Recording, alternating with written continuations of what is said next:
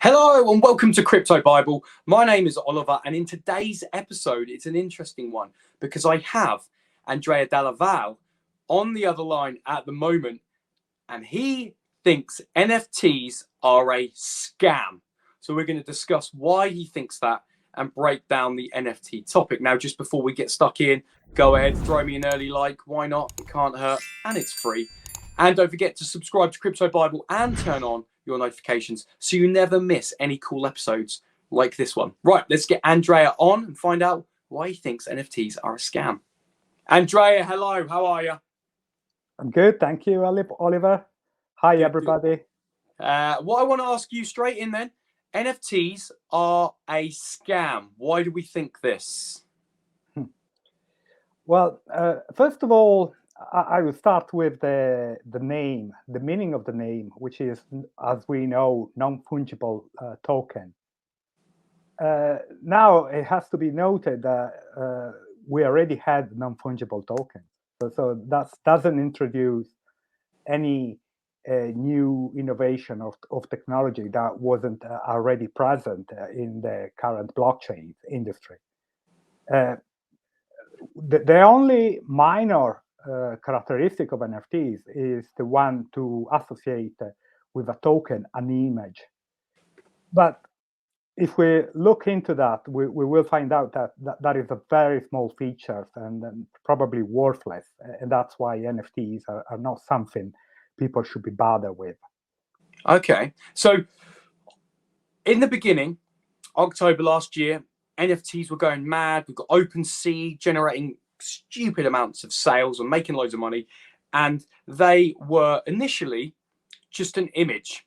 You would have the digital ownership of a JPEG, right? But NFTs are starting to develop a little bit. And I want to get your thoughts on this because they are creating music events. If you own an NFT, you can go to like an exclusive club. But not only that, a little bit like what you touched on, tokenization, a passive income you can stake, but then also a play to earn NFT as well. So you can choose your avatar and you can go into your game. What do you think about these projects and NFTs that have high utility? Well, let's start from clearing some hype and some misinformation and misunderstanding about NFTs. So NFTs are tokens, and we saw in the past, particularly in 2016 and 2017, the experiment tried already about a tokenized asset, and that was a massive failure. We had a bunch of projects trying to tokenize real estate assets, financial assets. None of these projects was ever able to deliver any viable product. And in fact, all of them failed miserably, and not a single asset was ever tokenized. The reason of this is that we have two types of assets. One is a liquid asset, which is cash, and Bitcoin is a tokenization of cash. So that is something already taken. And then we have non-liquid assets. Those non-liquid assets are, as I said, real estate, financial assets, certificates, securities, and many, many, many other things. Now, the problem with them is that a non-liquid asset is always associated to a register. So, for example, in the most common example, we have real estate, and there is a register of the real estate properties. And that, by its definition, is always a centralized authority managing the ownership of this asset.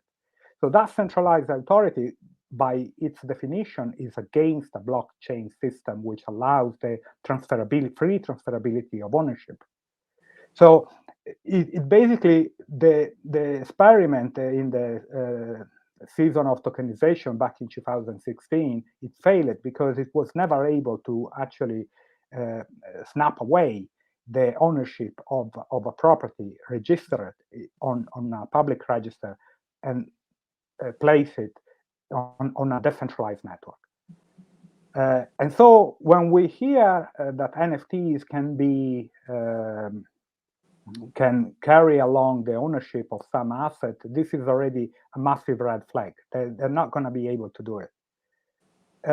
So if non-liquid assets are not tokenizable, then let's look at the second chapter, which might be arts. Now, arts, again, I see it very difficult and practically impossible and meaningless, this attempt, because a piece of art is something which undisputably is connected to its location, to its physical ownership and holding. Now, if you tokenize the ownership of a painting, for example, when you can claim that the ownership is in your phone, but it's very much unlikely that any authorities will recognize that ownership simply because you are holding a token. And so again, arts, I see the tokenization of art very, very difficult, if not completely impossible. Now, the last bit remaining is the ownership of an image, like what NFTs started to do back a few months ago. Now, this is, again, a little bit of nonsense, because a piece of art is not fungible. I mean, the image of a painting is never going to be the same of the real thing, right? Yeah. But the screenshot of an NFT, it is the same thing of the NFTs. So that's true. Yeah. So basically, regardless whether there is a blockchain ledger saying the ownership is actually the holder of this wallet, there is basically no difference between the real owner and the ones holding the screenshot of it. So that makes the narrative very, very much meaningless. Now, coming down to organization of events and exclusive clubs, well, I don't grasp why this cannot be done without NFTs. If you want to organize an exclusive club, you can do it, right? If you want to involve donations, you can absolutely do it. If you want to run promotional airdrops of token, you can do it. I mean, this is nothing that we didn't have before. That's right. It's like you said, but I think the communities that create these NFTs, obviously, and at the moment, it is that hype. It's that hype factor and like fear of missing out. And there's NFT projects, like you said, that you buy in and some of it's donated to charity, but you could actually just go to charity yourself. Yeah, you could do it yourself without bypassing it. I mean, there are so many web applications already allowing that. Also, what's the point to have a blockchain at the base of it? I'm struggling to see the sense. But what I'm seeing instead is that worthless piece of images like pink hippos or yellow monkeys with fancy sunglasses. Apes tend to be big, don't they? Any pictures of the apes tend to do well. Yeah, and they are sold for £300 or £200. I mean, this is absolutely a nonsense, and it will eventually. And then there is the narrative that these things is going to be valuable in the future.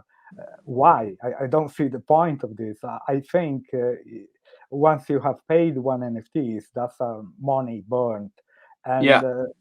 And I would like to pop the question to NFT sellers and ask them if they ever bought a single NFTs in their life, if they are just sellers and not buyers. Just sellers. So that's interesting. So if anyone's watching and you're a seller of NFTs, have you ever bought any? Because if you just create these NFTs and sell them but don't own any, that's kind of a bit of a big question there, isn't it? Say, well, why would you own?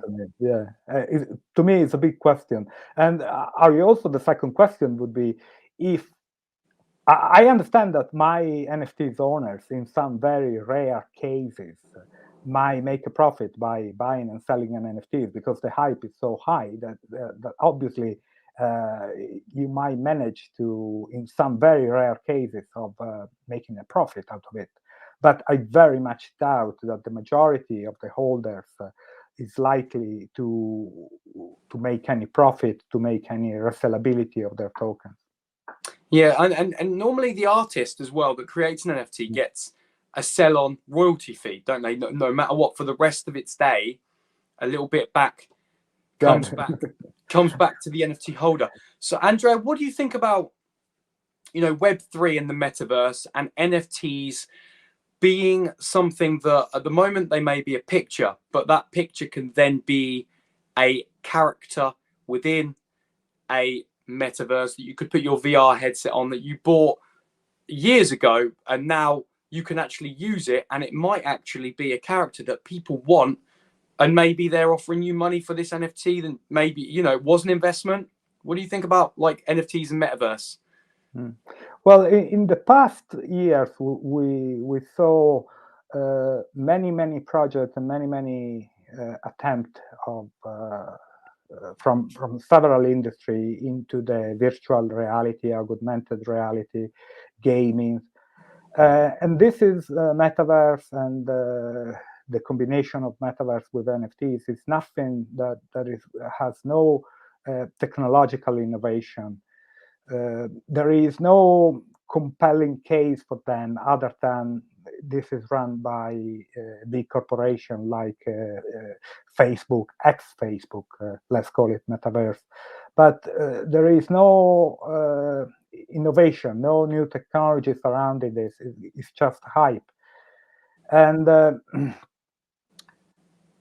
I remember, for example, I think 7 years ago, there was that project named, if I remember correctly, Second Life, in which you create your own world, your avatar in a different, in a virtual world. But it quite failed miserably, I suppose. It didn't have many followers. This attempt to I have been into the augmented reality back in 2011, which at that time was a pioneering industry. And I have seen also at that time, and I was actually believing in that narrative and in that hype, because I saw a bright future for augmented reality, but it actually didn't happen. And so, first of all, I'm skeptical that metaverse itself will be able to produce a real industry, a real adoption in terms of users, because also I think there are much better things in life to do than spending hours and hours in gaming. And then I don't really see the connection, the necessity of combining blockchain technologies with this gaming industry. I really struggle. I mean, when we are talking about blockchain technology, we are talking about creating a network made of 100,000 servers joined together and doing all the same thing to preserve the ledger of the blockchain.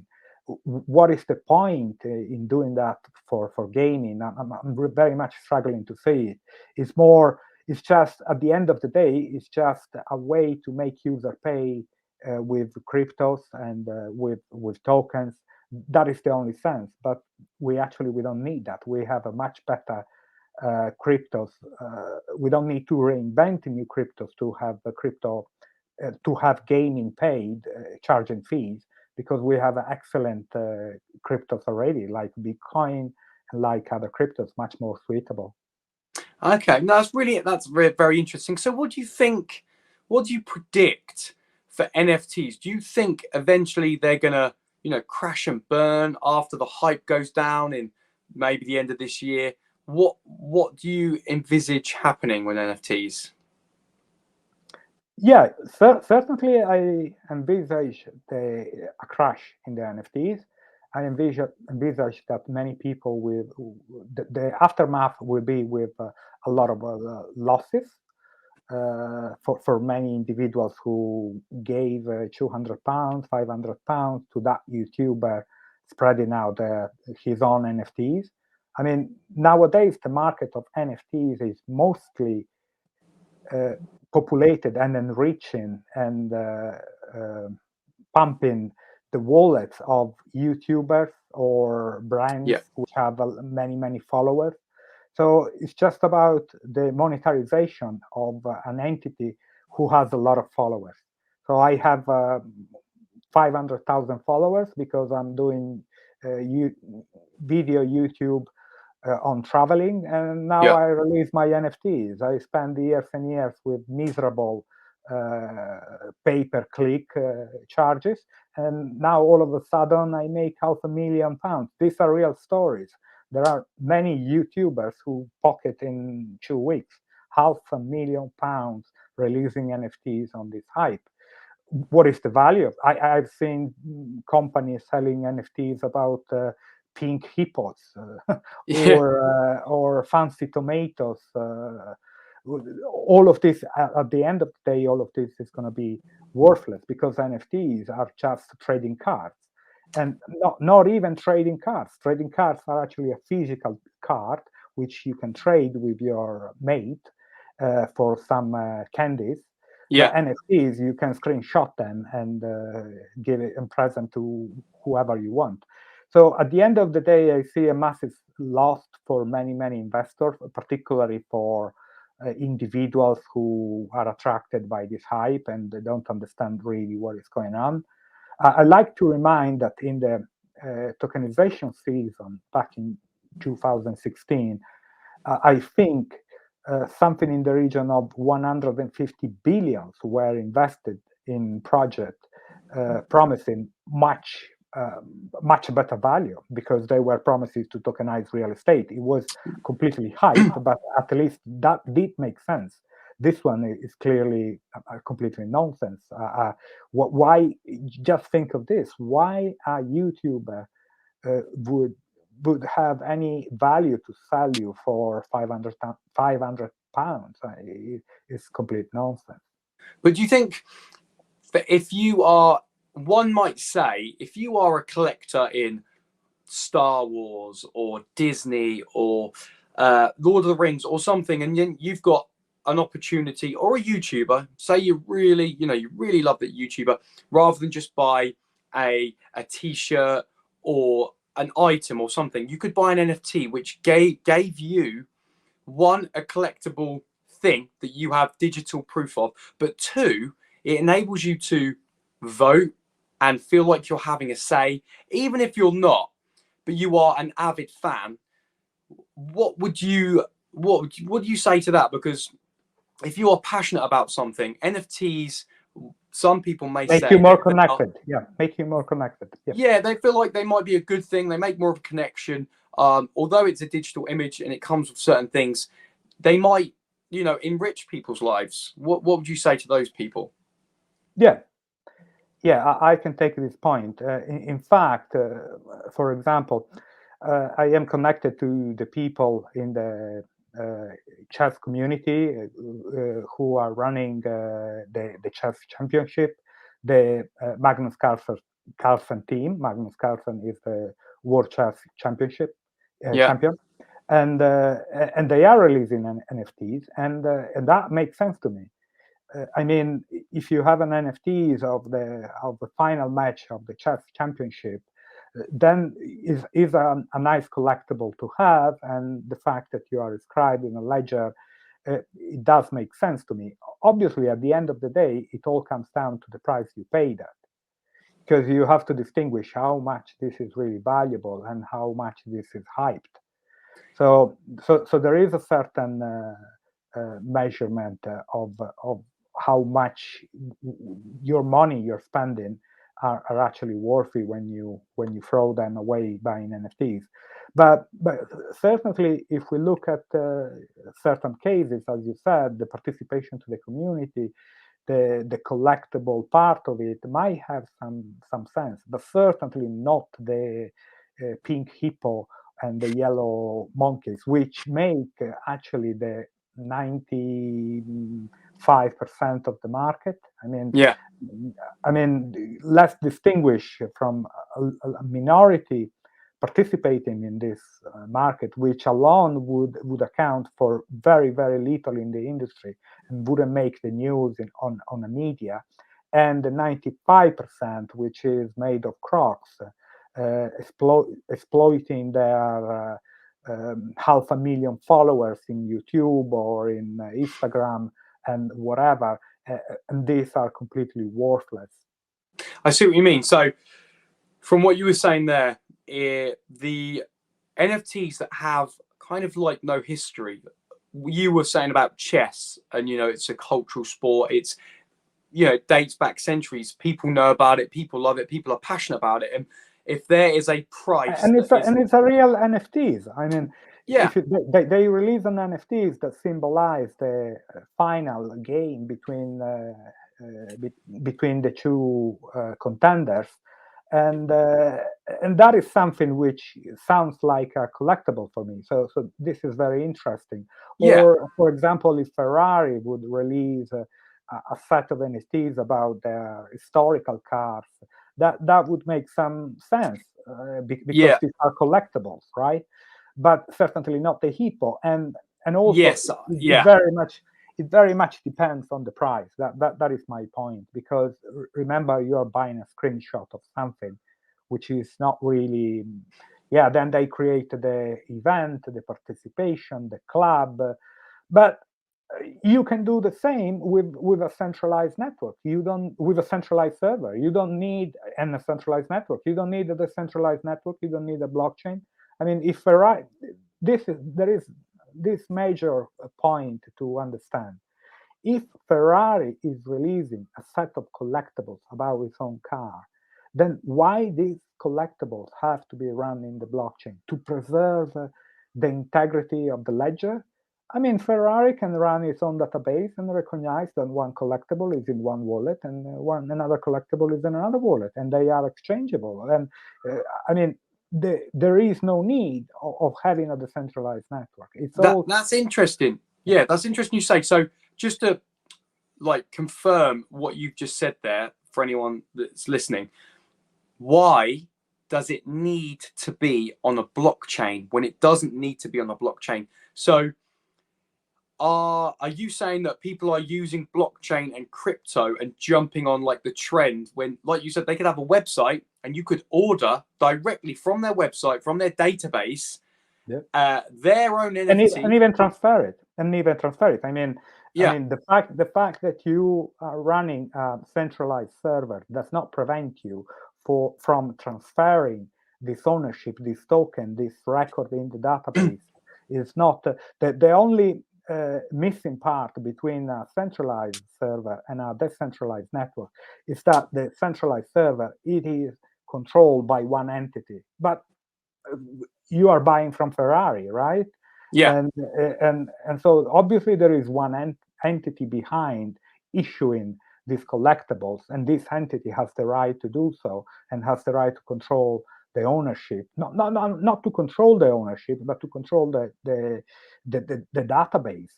So it's I make an example. I heard recently on YouTube, there was a guy saying NFTs could be, for example, used for a gym to issue membership to the gym. Well, again, what is the point to use a blockchain for a gym if they can simply have a database? Besides, they don't even want you to transfer the membership to the gym from each other. They want to control who is the owner of the membership. So that is again a very bad example of NFTs. And yes, there is no need to use blockchain. Remember, let's recall that blockchain is a network, very, very inefficient, and it does make sense only if the decentralization and censorship resilient is achieved. That means basically that we want to distribute the power of the network among a multitude of nodes simply because we don't want anyone to have the control over it. And this also brings me, if I might say, to another point. We have blockchain at the moment, which is really suffering and plagued by very bad consensus protocol which have failed to achieve this very purpose of blockchain, which is the censorship resilient and decentralization. And instead of investing resources and attention and focus on these major matters, the industry is caught away with NFTs. Yeah. I mean, this is quite saddening. It's great. So what do you, because I know you said about the NFTs eventually will crash, but what we're seeing at the moment is a lot of different blockchains like Avalanche, Solana, blockchains that are quicker and cheaper is probably a key word here for gas fees than Ethereum. And I know Solana, there's a big hype of NFTs and projects on that, and Avalanche. So do you see this NFT craze going on for a little bit further first before it crashes? Because it kind of feels like we've just scratched the surface, and then all these different types of NFTs are coming out on different blockchains. We've got OpenSea, we've got FTX as well, huge exchange there, and other people I've spoken to that are bringing out NFT marketplaces. So businesses are setting up NFT marketplaces on the back of, October last year, and now it's like, whoa, businesses are just popping out for this craze. Yeah, sure. Well, talking about exchanges hosting NFTs, exchange host NFTs as long as there is trading, because exchange make their living out of the trading fees, mostly. They also have listing fees, of course, but after a while they will delist one asset if it's not if it doesn't generate enough trading volume. So I predict that many NFTs will not be able to sustain a decent trading volume in the future, and we will see many of them delisted. Now, looking at Solana and Polygon, definitely that makes sense, because as you pointed out, Ethereum gas fees are so high that for me it's even unthinkable that many NFTs weren't actually sold, and on top of the ridiculous prices, the user even paid the extremely high Ethereum gas fee. This sounds. I mean, if I have to transfer a little bit of money, I'm very, very concerned about Ethereum gas fees. If I have to buy a worthless trading card, I would be even more concerned.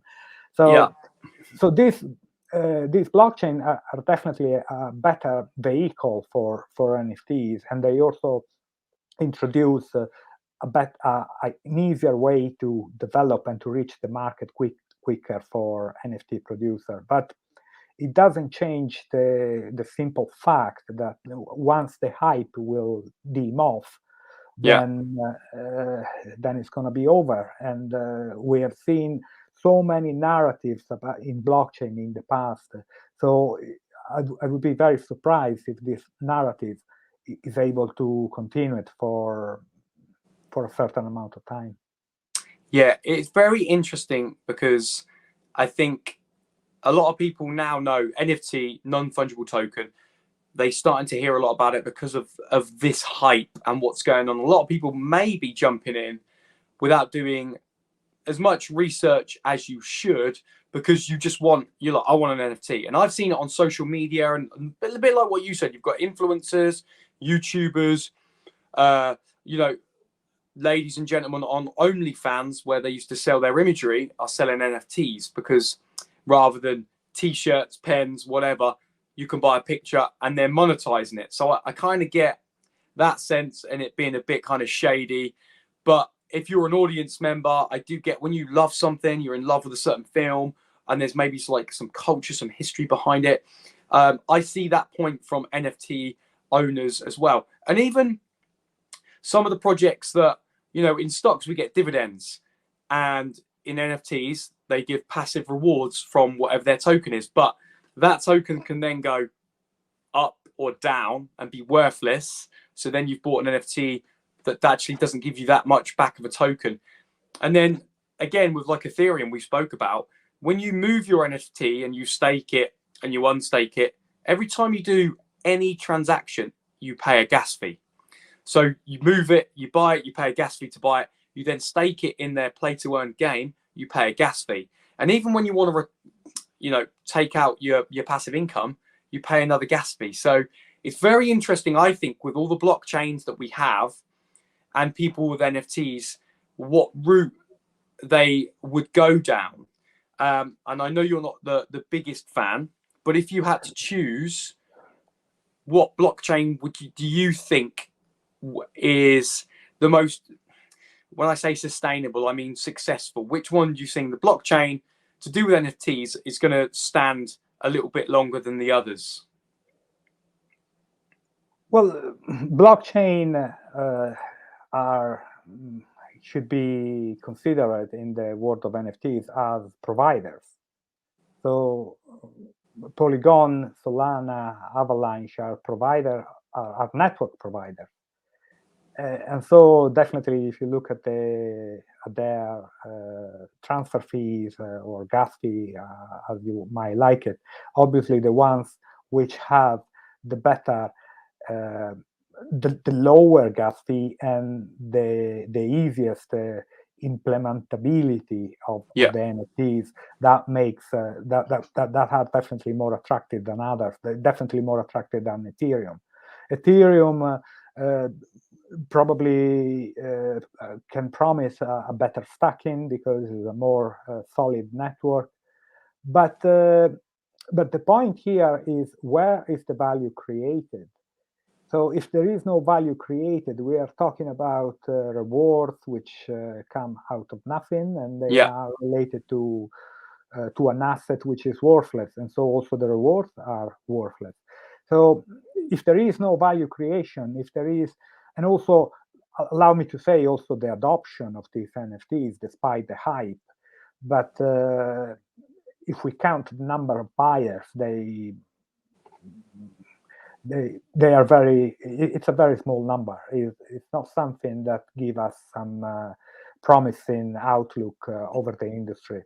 And I think they are very much scraping the bottom, because once you have bought an NFT for £300, then you won't buy a second one, in my opinion. And so once we will have all YouTubers and the major brands already announcing their NFTs, like Adidas or Gucci or whatever, once that trend will be finished, we're going to see that all the bottom has been completely scrapped, and I don't think there will be more, and I don't think there will be much of resellability, because all the buyers will have been ended, and therefore it will become clear that these tokens are worthless. Okay. So what would you say to people that have invested in NFTs now? What would be the best exit strategy? Would it be, right, sell it while it's on the hype to get your money back? If people hear what you're saying and they connect with you and they say, okay, look, I didn't think about that, but now I've watched Andrea say his points, I'm like, oh, wait a minminute, I've got an NFT. So what would you say to these people about an exit strategy so they don't lose, a lot of their money, if not all of it? Yeah, I would say you are already in very rough water, and that is obviously not a financial advice. Of course. But get rid of them and buy global income coins, simply. Yay! I like it. Buy the global income coin. Let's talk about that then. So where is the global income coin at the moment? Talk to me about what's been happening, because we chatted to it a while back and made a great cracking episode. I want to have some updates. What have you got? Sure.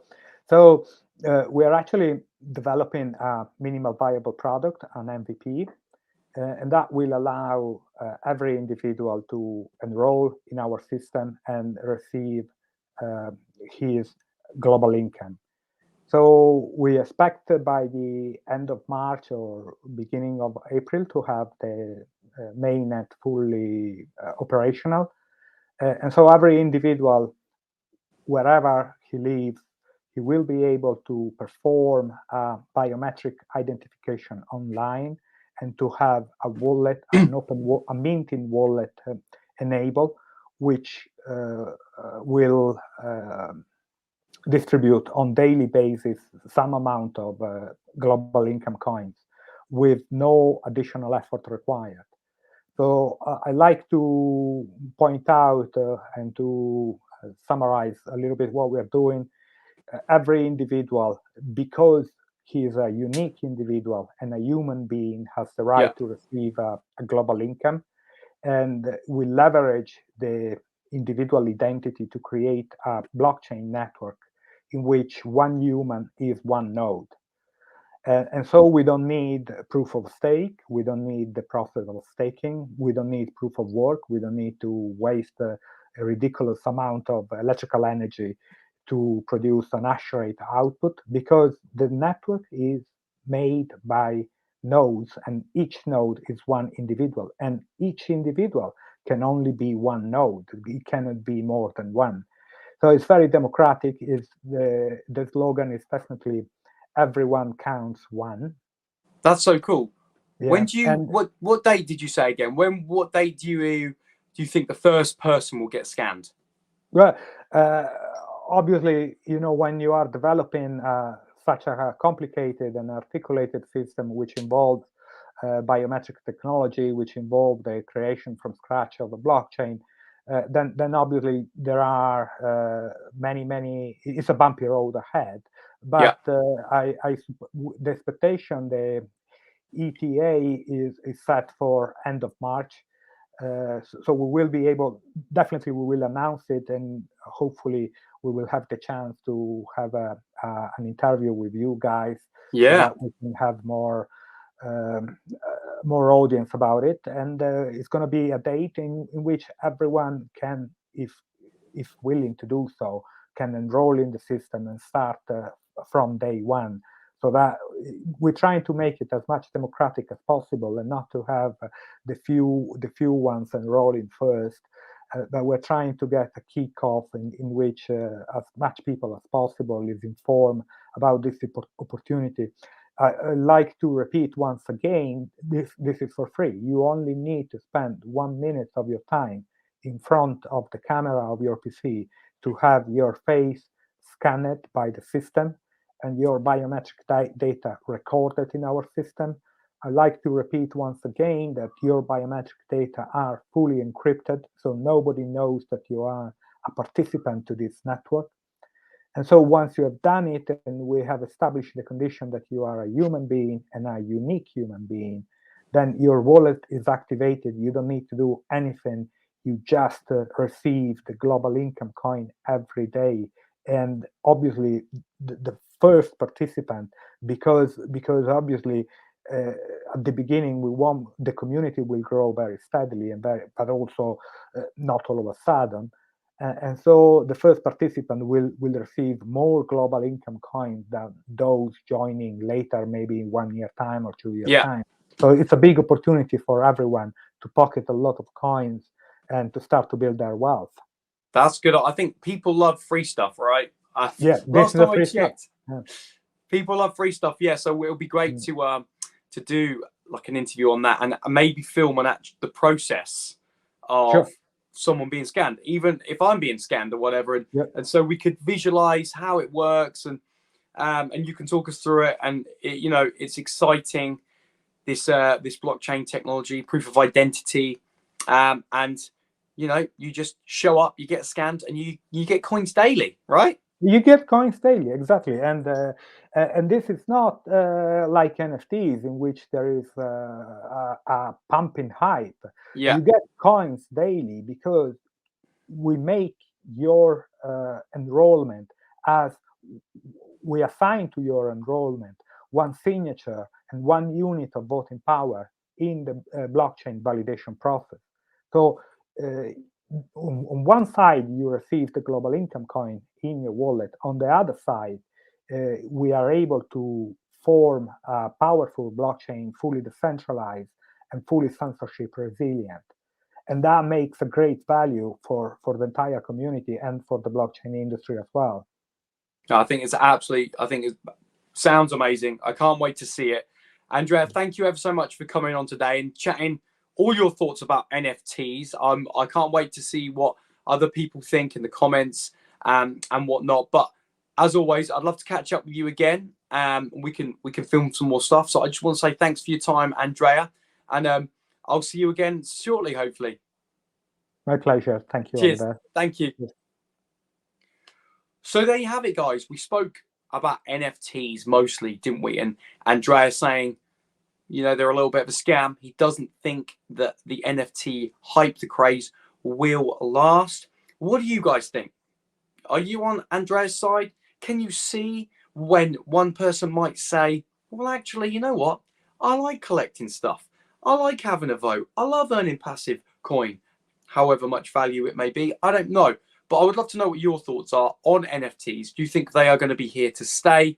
Let me know in the comments below. As always, throw me a like, get yourself subscribed to Crypto Bible, and turn on that notification bell, ting, so you never miss any of these cool, funky episodes on Crypto Bible. Once again, thanks for joining me for today, and I'll see you on the next one.